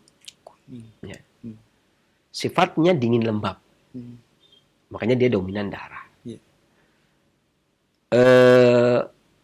Pria dari sisi sperma udah beda. Dari sisi sperma yang mau jadi janin pun nanti akan beda. Dan yang tentang jenis kelamin, kemudian tentang face itu kan disebutkan dalam Sahih Muslim, Sahih Bukhari. Yang dominan itulah yang kemudian akan membentuk gitu ya. Dan ini dominan. Nah, seorang pria ini secara umum sifatnya, ini secara umum lah ya. Secara umum. Saya nggak bicara yang pelamboyan gitu ya. Secara umum gitu ya. Yang normal, secara fitrah. Cara fitrahnya yang normal ya, kalau nggak. Jadi ya panas lembab secara normal. Lembab. Artinya kalau ada seorang lelaki itu sifatnya dingin ya. Makanya ada istilah dingin itu buat wanita. Frigid itu wanita gitu kan. Oh, dia frigid nih. Frigid itu artinya dingin. Artinya di kayak apapun juga dia nggak minat, berhubungan itu nggak minat. Tapi kalau pria itu kan nggak ada istilah. Memang pembunuh berdarah dingin, darah dingin. Itu memang nanti wanita pria itu kan seakan-akan tidak tertarik dengan wanita kan. Yang namanya orang yang sikap dia dingin. Itu kan tidak punya hasrat, tidak punya ketertarikan. Tapi secara umum pria itu yang jadi permasalahan dia adalah stamina, karena memang seorang pria itu sifatnya panas.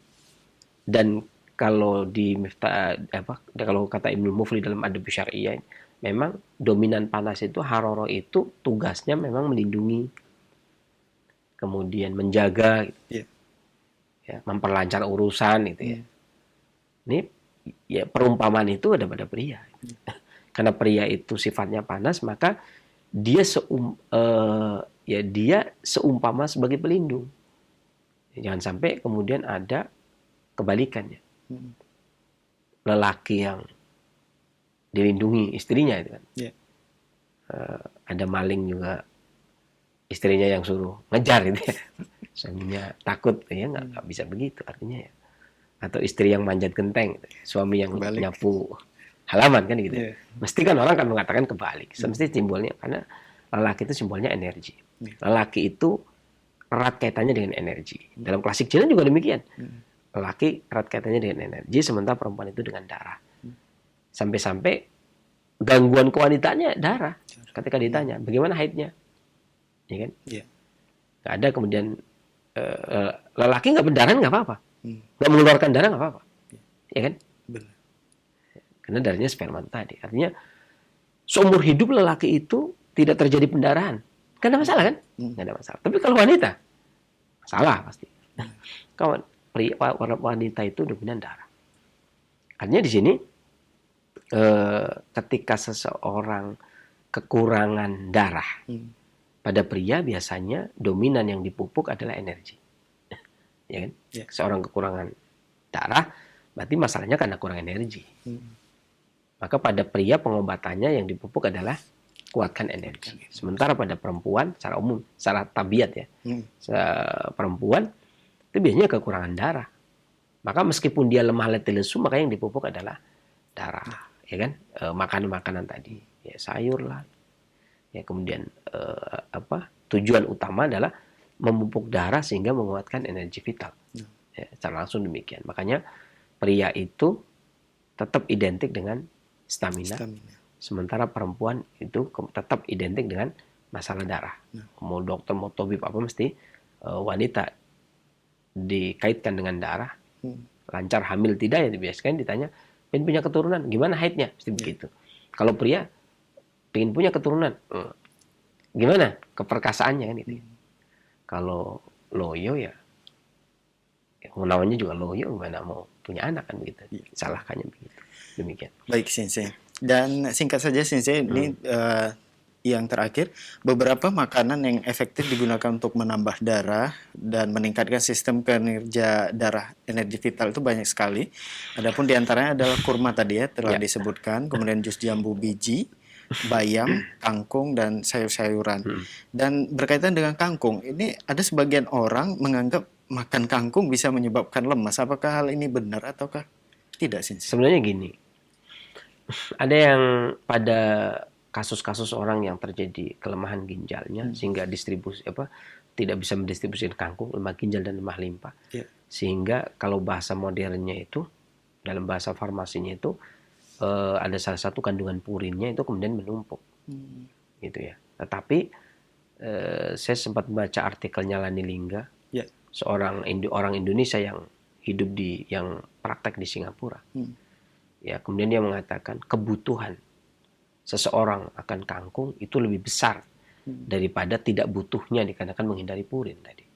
Karena itu tadi ada yang mengatakan zat besinya itu nambah sel-sel darah merah gitu ya. Itu dalam istilah farmasi itu demikian. Dan penelitian pun menyatakan sekiranya seseorang itu, masalahnya kan cuma itu asam urat. Kalau kebanyakan akan menimbulkan asam urat, akan tetapi purin yang ada pada kangkung itu dibutuhkan manusia pada hari ini untuk mencegah radikal bebas, penyakit degeneratif abadi. Berarti bermanfaat ya? Lebih bermanfaat. Artinya manfaatnya lebih besar untuk meninggalkan itu lebih mudaratnya lebih besar. Mengkonsumsi manfaatnya lebih besar daripada mudarat. Nah, Sensei jazakallah khairan Sensei atas penjelasan yang disampaikan, dan saatnya kami buka sesi tanya jawab. Silahkan bagi Anda yang ingin bertanya secara langsung. Assalamualaikum. Waalaikumsalam warahmatullahi wabarakatuh. Dengan Bapak siapa di mana? Ya. Ya, Bapak sebelum dilanjutkan mohon dikecilkan terlebih dahulu volume televisi atau radionya. Ya, terima kasih, Sensei. Ya. Ini ya, terima kasih. Ini masalah rambun senja itu ya. Rabun senja, Bapak. Ya. Sepertinya saya ini agak rambun senja nih. Usia berapa, Bapak? Kalau usia 67. 67. Ya. Baik. Dan kalau siang itu silau, bagaimana sih? Apakah ada solusi gitu ya? Kira-kira bagaimana? Gitu. Baik. Ada yang mau Terima ditanyakan? kasih ya. Baik. Assalamualaikum warahmatullahi wabarakatuh. Wafik barakallah. Ya, waalaikumsalam. Jadi, persis seperti saya ceritakan tadi ya. Itu yang pertama tadi ya. Saya katakan tadi ada beberapa hal yang di kekurangan darah ya. Dikarenakan kelemahan hati dan ginjal. Hati itu akan bisa menyebabkan seorang itu rabun senja. Dan ginjal itu akan menyebabkan pandangan mata menjadi silau. Ini persis seperti yang saya katakan tadi. Gejala yang muncul tadi. Makanya saya katakan tadi makanan yang bagus itu diantaranya ya sarang burung. Kan begitu tadi. Keju, telur ayam, kacang polong, gula, coklat, kemudian atau gula apa? Gula aren ya. Gula aren. Kemudian kerang gitu ya. Kemudian asparagus. Kemudian sotong, bebek, ya. Kemudian jamur putih, tiram. Kemudian hati ayam gitu ya. Tadi yang saya sebutkan tadi. Dan konsumsi tadi minuman yang obat yang tadi kita sebutkan. Karena secara umum kunyit ini memiliki rasa yang pedas pahit. Memiliki rasa yang pedas pahit sehingga memiliki dampak atau efek naik ke atas untuk memperlancar energi vital dan darah. Ya, sehingga juga kunyit itu sering digunakan untuk mengatasi gangguan gangguan pandangan mata, termasuk rabun senja. Itu dari sisi dalam. Di resep tadi itu masih relevan, gitu, masih pas. Itu yang pertama, itu yang dari dalam. Adapun yang dari luar itu ada beberapa hal. Ini anjuran itu tidak menyalahi karena kita tidak membuat formula kemudian kita menjualnya. Jadi anjuran itu tidak menyalahi. Nah, beberapa anjuran yang bisa disampaikan untuk yang dari luar ada beberapa hal. Bapak juga bisa menggunakan bunga melati, ya, kemudian direndam pakai air panas, kemudian sampai dingin baru kemudian digunakan untuk mencuci mata. Itu satu. Kemudian yang kedua bisa juga menggunakan air yang keluar dari kakinya saroton apa ya? Yuyu ya? Yuyu ya, benar ya? Yuyu bule ya, yang di sawah. Itu ada airnya kemudian bisa diteteskan. Atau bisa juga menggunakan madu murni yang kemudian diteteskan. Ya, dan obat dalamnya tadi sudah disampaikan di muka. Dan tentunya tidurnya jangan terlalu malam. Demikian mudah-mudahan Allah angkat penyakitnya dan bermanfaat bagi para pendengar Indonesia yang lainnya selanjutnya. Baik. Jazakallah khairan Sinse atas jawaban yang disampaikan. Semoga bermanfaat untuk Bapak yang bertanya. Dan Khotel Islam Azakumullah, masih kami buka kesempatan bagi Anda yang ingin bertanya secara langsung. Assalamualaikum. Waalaikumsalam warahmatullahi wabarakatuh. Dengan Ibu siapa di mana? Bu Sulis di Magelang. Bu Sulis, silakan langsung Ibu. Ini pertanyaannya. saya kemarin kan dari kiri saya kan nggak bisa terasa. Terus sama saya disarankan bikin ramuan apa itu jahe, temulawak sama salam. Ya. Udah sembuh toh. Tapi kan yang apa itu kemarin cari kayu bakar. Kok baunya masih sakit sih. Jadi pegal-pegal dan Baunya masih sakit. Oh, bukan aroma apa? Bau aroma. Oh, bahu. Ini yang tangan belakang. Iya. Terus sama ini apa lehernya. Tadi sakit baru ini? Hah? Sakit baru ini? Enggak, kemarin kan saya bilang sama Sinse itu bau dua kanan sama kiri sakit. Ya. Jari kiri itu nggak terasa, tapi ini agak sudah terasa kan saya hentikan. Nggak minum. Tapi kedarullah tarik kayu bakar itu sakit lagi. Berarti setelah mencari kayu bakar gitu Ibu? Ya. Tapi satu yang kena. Yang sakit satu, kemarin dua. Gitu ya? Ya. Baik. Ya, syukran sih saya. Afwan. Waalaikumsalam warahmatullahi wabarakatuh. Itu resep yang tadi masih bisa digunakan, silahkan. Ibu bisa menggunakan sampai selama 7 hari, itu boleh. Maksimal 14 hari. Demikian mudah-mudahan Allah angkat penyakitnya dan bermanfaat bagi para pendengar Indonesia yang lainnya selanjutnya. Syukuran saya atas jawaban yang disampaikan. Semoga bermanfaat untuk Ibu Sulis yang berada di Magelang. Baik, Khotel Islam Azakumullah, masih kami buka kesempatan bagi Anda yang ingin bertanya secara langsung seputar kesehatan atau keluhan penyakit. Waalaikumsalam warahmatullahi wabarakatuh. Dengan Ibu siapa di mana? Ibu Yana di Cibinong. Ibu Yana? Ya. Ya, di Cibinong. Silakan Ibu. Ya. Assalamualaikum Sinse. Waalaikumsalam warahmatullahi wabarakatuh. Sinse, saya pasien Mas Yanto. Ini saya masih ada keluhan ini, Abu. Masih ada keluhan ini, masih suka kencing melulu kalau malam itu. Siang malam, Abu. Siang malam kencing. Kalau malam berapa kali kencingnya? Kencing ada 4 kali, ada 5 kali, Abu. Ya. Makanya saya suka ngantuk melulu pagi, sedangkan saya kan mesti ngasuh cucu ya, masak buat suami. Iya, makanya saya minta solusinya, Abu. Sama saya juga itu, Abu ada lambung juga. Ada lambung mual aja ya, kata melulu, sama aus melulu. Aus aja gitu, Abu, saya aus, walaupun hawa dingin saya itu aus aja. Iya. Baik, itu saja pertanyaannya Ibu. Iya, sama ini saya ngantuk mulu juga, Abu. Karena malamnya bangun mulu kali ya. Minta solusinya, Abu. Ya, baik. Mohon ditunggu jawaban dari Sinse. Iya. Iya, syukran, Abu. Assalamualaikum. Waalaikumsalam warahmatullahi wabarakatuh. Silakan Sinse.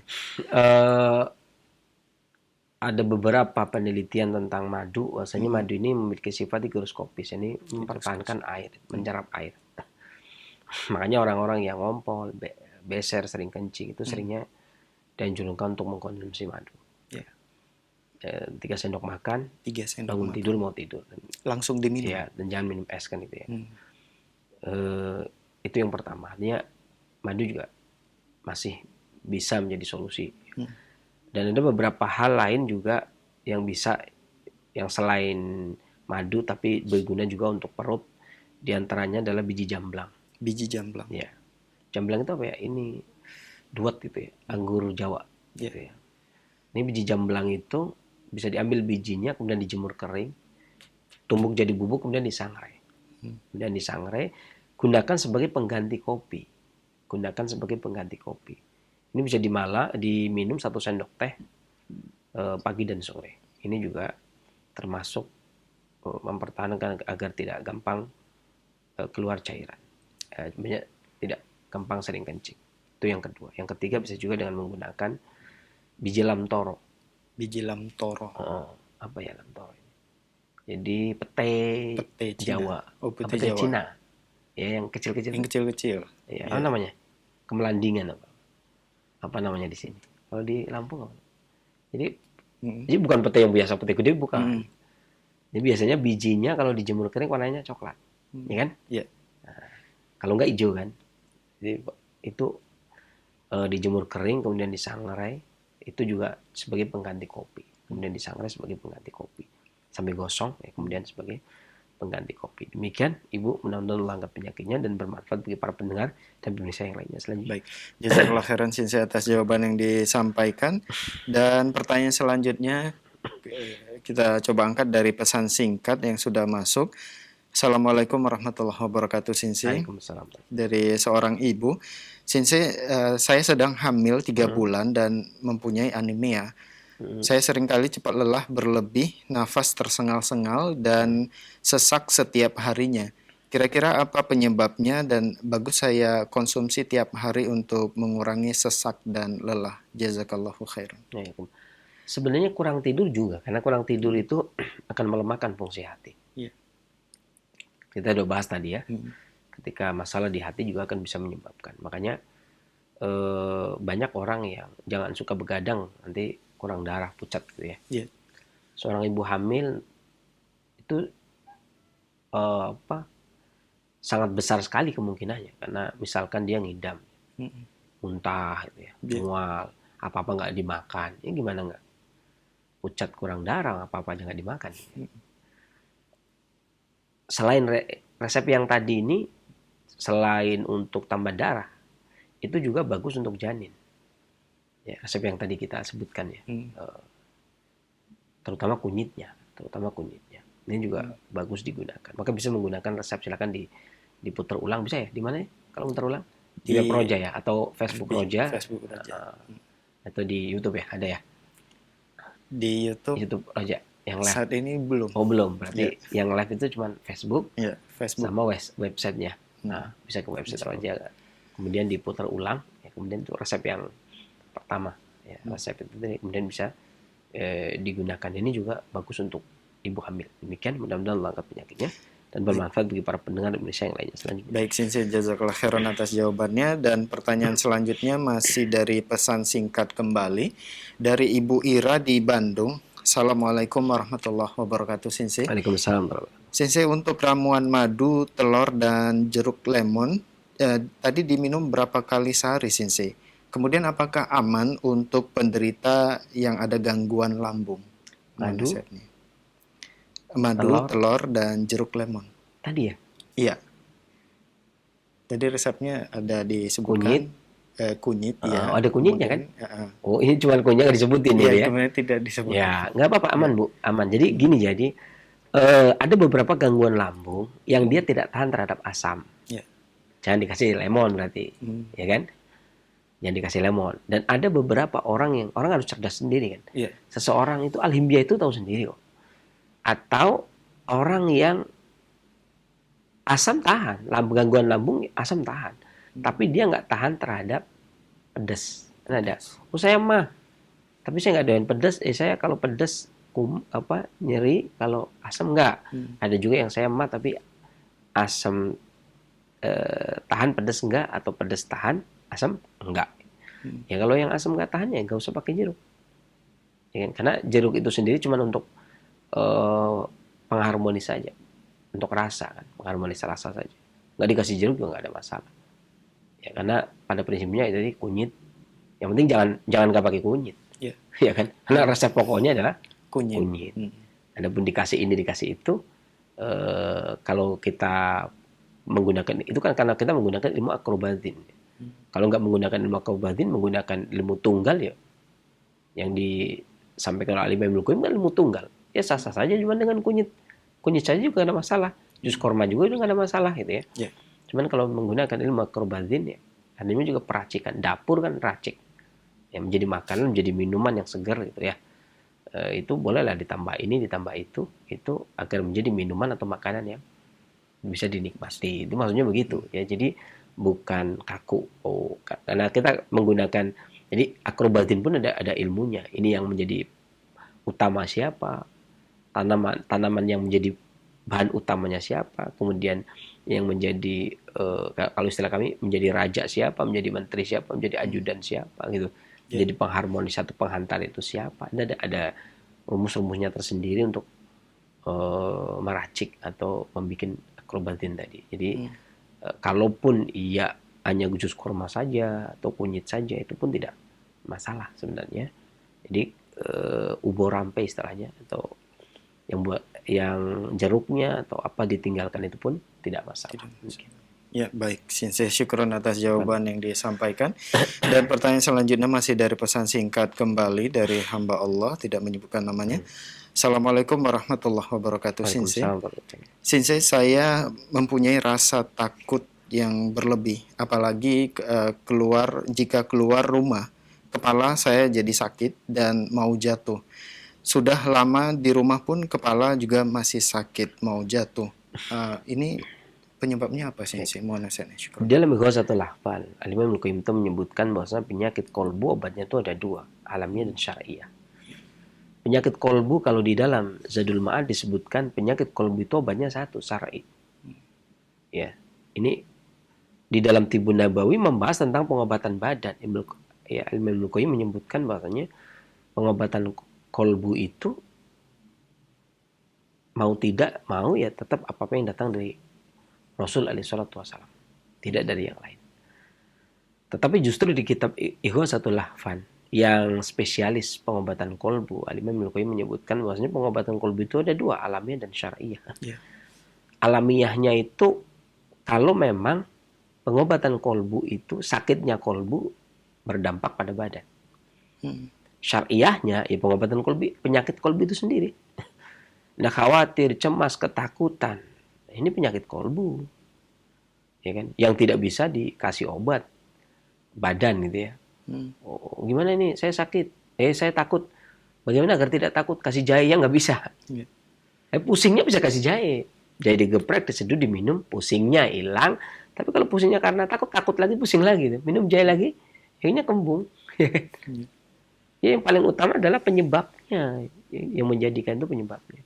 Makanya kata Al-Imam Ibnu Qayyim, penyebab penyakit itu kan ada dua, datangnya dari dua arah. Dari luar, kadang-kadang angin luar itu tidak cocok dengan kita, kena hujan, kena angin dingin, ya. Dan seterusnya terpapar angin dingin. Itu juga bisa menyebabkan sakit. Ya. Atau emosi, kolbu, khawatir, cemas, sedih, marah, dongkol, iri, curiga, ini bisa menyebabkan gangguan pada badan. Tetangga beli kulkas nggak iri juga bisa sesak napas. Ini bisa sesak napas kan itu. Walaupun jarang, sekarang udah jarang sekarang. Banyak orang tawakal sekarang gitu ya. Kemudian ketakutannya juga begitu kan. Jangan kan ya, orang hari ini kan kadang lucu. Orang takut hantu nggak ada. Ditakut sesuatu yang nggak kelihatan ditakut kan aneh. Ya. Kalau takut ya apalah yang kelihatan ya takut ini aneh. Ini orang pada aneh sekarang. Ketinggian takut, ya kan? Kan ada yang tinggi takut.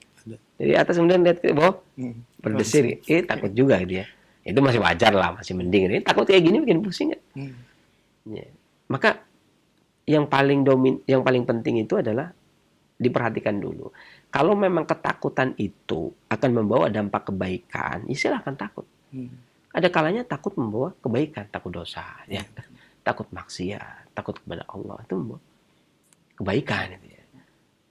Artinya, tapi kalau takut itu yang ya konyol ya. Artinya Nggak wajar. nggak wajar itu ya. Takut sesuatu yang tidak menjadi solusi gitu ya. Dari takut itu menjadi pusing kan? Iya kan? Itu menyakiti diri sendiri namanya. Kalau takut membuat kita kuat, sehat, lanjutkan. Tapi kalau takut membuat kita sakit, ya berdoalah kepada Allah. Apa sih yang memang manusia itu ya takut itu wajib, masa nggak takut? Iya. Saya nggak takut sama siapa aja. Iya harus takut, ada Allah. Kita takut sama Allah, kita takut sama perbuatan dosa, perbuatan maksiat. Kita menghindari diri kan itu. Takut kepada Allah, kita hambanya itu. Ya iya tetap harus punya rasa takut, tapi bukan berarti ya kayak gitu tadi. Takut sesuatu yang kemudian menyebabkan menjadi pusing. Artinya ya tapi ketakutan kita terhadap Allah itu kan membuahkan takwa, bukan nggak lebih. Makanya nggak ada sahabat yang kemudian takut kepada Allah terus nggak mau keluar rumah, ya enggak, bukan begitu jadinya. Itu namanya bukan takut sama Allah, ya, takut yang nggak wajar. Jadi jangan menyakiti diri sendiri, itu namanya menyakiti diri sendiri.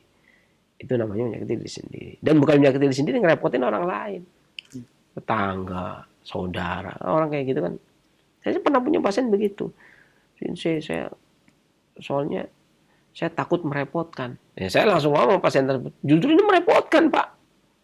Ya kan? Justru ini merepotkan. Saya takut merepotkan. Ini malah merepotkan. Coba kalau Bapak nggak takut, ya kan? Khawatir, cemas. Ada yang bilang ya saya takut mati. Ya, Pak, mati ditakutin. Oh pasti. Sesuatu yang pasti kok ditakutin. Ya kan? Sesuatu yang pasti ditakutin. Sesuatu yang nggak ada yang kita nggak boleh takut. Sesuatu yang pasti juga nggak boleh takut. Artinya makanya jadi orang itu jangan terlalu banyak khayal.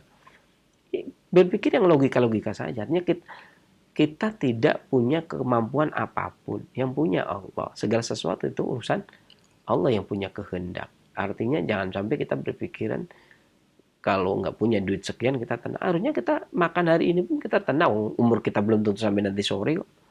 Kan gitu ya. Tenang-tenang. Masalahnya kan yang bikin setahun yang ke depan kita mau apa? Ya Allah. Kalau nyampe. Mikirnya kok tahun depan saya bangun rumah, bikin pesawat, ya repot banget orang jadi orang. Santai saja, nggak ada yang perlu ditakutkan. Jadi poin terpentingnya adalah mengatasi rasa takut. Datang ke Ustadz minta nasihat. Dan banyak berdoa kepada Allah Subhanahu Wa Taala. Bukan Ustadz yang mengobati rasa takut, tetap Allah yang menyembuhkan rasa takut tersebut. Makanya berdoa kepada Allah, minta kepada Allah Subhanahu Wa Taala. Adapun pusingnya bisa minum jahe. Ya, demikian mudah-mudahan melangkat penyakitnya dan bermanfaat bagi para pendengar Indonesia yang lainnya selanjutnya. Baik, jazakallah khairan Sensei atas jawaban yang disampaikan. Semoga bermanfaat untuk penanya. Dan ikhwatal Islam wa azakumullah, masih kami buka kesempatan bagi Anda yang ingin bertanya secara langsung. Waalaikumsalam warahmatullahi wabarakatuh. Dengan Ibu siapa di mana? Mohon maaf Ibu, suaranya tidak begitu jelas. Dikecilkan terlebih dahulu volume televisi atau radionya Ibu.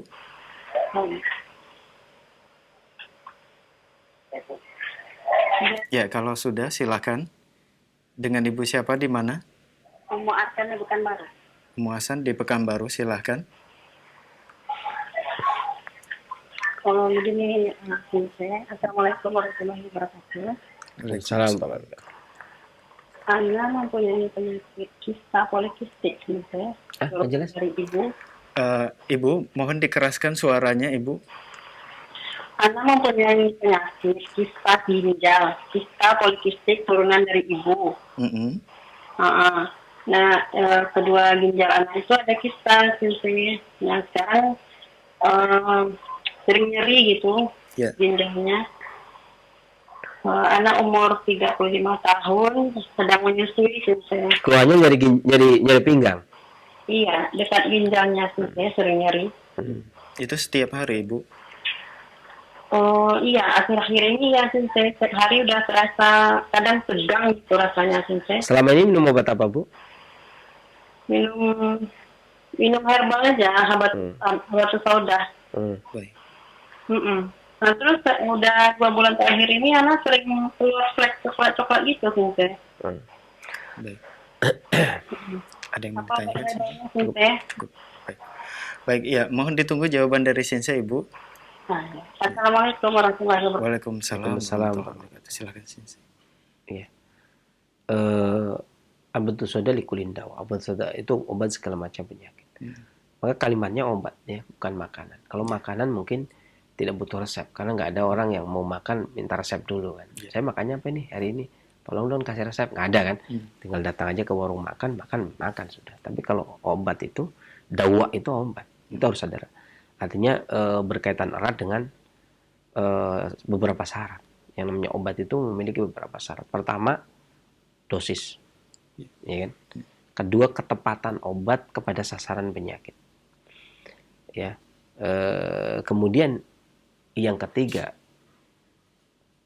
karakteristik obatnya dengan karakteristik penyakit dan badannya harus diketahui betul. Makanya saya pernah mengatakan di sini, paling tidak seorang pengobat kalau makan obat kan namanya pengobat ya. Iya. Mengkonsumsi obat, kita punya istihad sendiri, kita pengobat. Makanya seorang pribadi yang mengkonsumsi obat sendiri, paling tidak dia harus memiliki 5 hal. Kalau Ibnu Qayyim 20 hal. Saya ambil 5-nya saja. Saya tidak mengatakan yang 20-nya. Ibnu Qayyim merinci ada 20 hal seorang itu baru bisa. Sekarang saya akan hasilkan 5 saja yang paling inti. Yang pertama, seseorang itu harus tahu tabiatnya sendiri. Tabiat pribadi. Sehingga dengan tahu tabiat pribadi dan obatnya adalah sebaliknya. Kalau tabiatnya lembab, obatnya kering. Tabiatnya kering, obatnya lembab, gitu ya. Tabiatnya dingin, obatnya panas. Tabiatnya panas, obatnya dingin. Gitu maksudnya. Atau penyakitnya komplikasi. Panas lembab, atau dingin lembab, atau panas kering, atau dingin kering. Tentunya obatnya sebaliknya. Ya, itu yang satu. Yang kedua adalah mengetahui betul tempat bumi dipijak. Artinya daratan, tempat kita makan, tempat kita minum. Ya. Sejauh mana jangkauannya, paling tidak kita paham betul karakteristik ya bumi tersebut. Kalau diri pribadi nggak bisa, berarti tabib yang harus bisa. Ini kalau bicara herbal ya, karena ini bicara herbal. Kalau bicara kedokteran, saya nggak tahu, Allah alam saya nggak tahu. Tapi kalau kedokteran, kalau pengobatan klasik saya tahu, gitu ya. Kemudian yang ketiga, cuaca. Karena setiap cuaca itu berbeda. Ada cuaca, ada panas, dingin, kering, lembab. Ada cuaca di musim semi, di musim panas, di musim kering, ada musim gugur, kemudian musim dingin ya. Dan di dalam setiap hari juga ada 4 cuaca, pagi, siang, sore, malam itu memiliki cuaca. Ya. Maka tentunya berbeda pula, gitu ya. Kemudian yang terakhir aturan. Paling tidak ya aturan. Paling tidak yang keempat itu tahu betul bahwa dirinya mas'ul. Seorang pengemban. Artinya dia betul, kalau memang dirinya betul-betul menjadi mas'ul, penanggung jawab. Maksudnya saya penanggung jawab. Pribadi yang menjadi penanggung jawab, berarti ya persis seperti diri pribadi memimpin organ-organ yang ada di dalamnya. Saya memimpin tangan saya memimpin kaki saya. Begitu ya. Kita hanya penanggung jawab. Bukan yang memiliki. Memiliki segala sesuatu Allah kan. Kita cuma diberikan tanggung jawab untuk seperti ini. Untuk membawa badan ini. Kita punya tanggung jawab. Dan yang terakhir aturan. Tadi yang kelima itu aturan. Harus ada aturannya. Jadi barulah obat itu tepat atau tidak. Gitu ya. Karena ada orang yang walaupun Nabi SAW mengatakan la butusoda likulin dawa, ya, kecuali mati atau kecuali tua. Tetapi ketika ada orang sakit perut disuruh minum madu. Ini namanya seorang ahli kan. Ahli dia, ini cocoknya ini. Ya, ini cocoknya ini. Ya, jadi ada kecocokan tersendiri. Di samping memperhatikan tentunya seperti dalam Sahih Muslim, tepatnya sasaran dengan kekurangan dosis, kelebihan dosis gitu. Karena kelebihan itu jadi penyakit. Ini sebagai ralat juga ya kemarin. Jadi, saya ada salah ngomong. Mungkin shooting sudah 10 kali.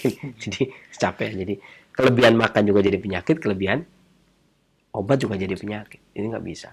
Nah kan dosisnya pas apa enggak? Sesuai dengan pribadi kita enggak? Habatus sodanya segala macam penyakit. Ada dosisnya.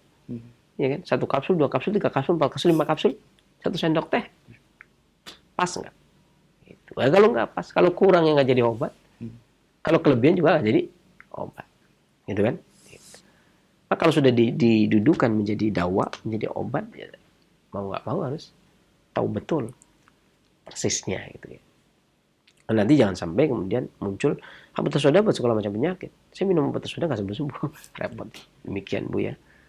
Dan kalau kista ya harusnya ke dokter, karena yang beri nama sakit itu dokter. Adapun sakit pinggang, di daerah pinggang, dikarenakan ada pembengkak, ada benjolan tadi, ibu bisa mengkonsumsi 1 ibu jari temulawak. Ini saya hukumi keluhan tadi ya, saya nggak menghukumi kistanya. Ibu bisa mengkonsumsi 1 ibu jari temulawak ditambah dengan 1 genggam daun tapak liman. Kemudian direbus dengan 2 gelas air sampai mendidih, kecilkan apinya jadi 1 gelas. Lakukan minum pagi dan sore. Mudah-mudahan Allah angkat penyakitnya dan bermanfaat bagi para pendengar dan pemirsa yang lainnya selanjutnya. Baik, jazakallah khairan Sensei atas jawaban yang disampaikan, dan pertanyaan dari Ibu tadi adalah pertanyaan terakhir di kesempatan ini sebagai iktitam. Sensei ada penutup. Dan saya tidak bosan untuk menyampaikan bahwasanya ma'anzal dan dilangzul syifan, Allah turunkan penyakit dan Allah turunkan obatnya. Kita hanya rafiq kutip, mendampingi Bapak dan Ibu sekalian untuk berobat kepada Allah Subhanahu wa taala, zat yang Maha menyembuhkan, gitu ya. Artinya jangan sampai kita bergantung kepada sesuatu tersebut juga bergantung. Jangan sampai Anda itu bergantung kepada dokter, karena dokter pun bergantung kepada Allah. Jangan sampai Anda bergantung kepada Sensei, karena Sensei pun bergantung kepada Allah. Apalagi saya, ya kan? Nabi bukan, wali bukan, orang soleh jauh, gitu ya. Gak bisa dibuat tempat bergantung tentunya ya. Maka tempat bergantung itu Allah. Sama-sama kita itu sama-sama bergantung kepada Allah. Jangan sampai kemudian mengandalkan, ya, waduh gimana Sensei ini pertanyaan saya nggak dijawab, beliau hancur. Wah, ya nggak bisa begitu. Saya tidak bisa jadikan gantungan. Itulah bukti kelemahan saya. Jadi ketika ada kelemahan, kekurangan, ketidaksembuhan itu, wah senang saya, manusiawi sekali. Saya manusiawi sekali. Artinya Anda harus memang tempat bergantung kita. Saya aja kalau sakit bergantungnya kepada Allah. Sakit nggak sakit artinya kehidupan kita itu bergantung kepada Allah Subhanahu wa taala, gitu ya. Dan jangan sampai kita meyakini amalan yang kita lakukan, usaha yang kita lakukan itu sudah cukup menjadi bukti bahwasanya kita akan sembuh. Nggak bisa, gitu ya. Dan bagian dari tanda-tanda seseorang itu mencukupkan diri dengan perbuatannya adalah ketika dia kurangnya takut kepada Allah ketika melakukan kekeliruan. Nggak apa-apa, saya makan ini juga nggak apa-apa. Nanti kalau ini juga tinggal minum obat, kacau itu, repot atau seperti itu. Nggak apa-apa, saya nggak apa-apa, ngerokok sakit nggak apa-apa, nanti minum obat sembuh. Pede banget. Mabuk minuman keras gampang. Kalau ini tinggal minum ini, repot. Itu kacau itu. Maka kata ahli hikmah, pengobat klasik yang mengatakan merupakan sebagian tanda dari seseorang tersebut bergantung kepada perbuatannya sendiri adalah berkurangnya ketakutan dia kepada Allah, berkurangnya rasa takut dia kepada Allah, itulah, dan berkurangnya juga rasa harap kepada Allah. Dan ini terjadi terkadang begitu, yakni ketika dia melakukan kekeliruan tapi dia tidak takut, menggampangkan ya. Istilahnya menggampangkan. Ini Ibnu Qayyim juga menyebutkan dalam ad-dawa ya, atau dalam Al-Jawabul Kafi. Itu juga disebutkan tentang masalah orang yang yang berprasangka salah terhadap Allah. Allah gampang nanti kita berbuat salah tapi istighfar juga diampuni. Gampang. Ini kacau banget. Kita tahu dari mana? Ya, jadi perhatikan apa yang kita lakukan itu ya. Jangan sampai kemudian kita terlalu pede pasti Allah akan mengampuni, atau terlalu pede pasti Allah akan menyembuhkan. Ini saya udah minum obat, pasti Allah menyembuhkan. Sebagaimana saya makan, pasti Allah akan kasih kenyang. Jangan dulu begitu. Ya, jangan terlalu berprasangka seperti itu. Berbaik sangka, terlalu kepedean juga nggak boleh. Terlalu buruk sangka, saya pasti mati, nggak mungkin saya nggak ada obatnya. Itu juga salah. Ya, maka bergantunglah kepada Allah Subhanahu wa taala, jangan bergantung kepada manusia, yang mana manusia itu pasti bergantung kepada Allah Subhanahu wa taala. Bergantunglah kepada tempat bergantung. Memang Allah yang Maha Kuasa dan Maha Bijaksana, tempat semuanya bergantung ya. Jangan sampai bergantung kepada manusia yang memang mereka juga sama-sama lemah mencari gantungan. Demikian yang saya sampaikan, mudah-mudahan bermanfaat. Kesempatan dari Allah Subhanahu wa taala, kekurangan dari saya akhiri. Bila taufiq wal hidayah, alhamdulillah rabbil alamin. Wassalamualaikum warahmatullahi wabarakatuh.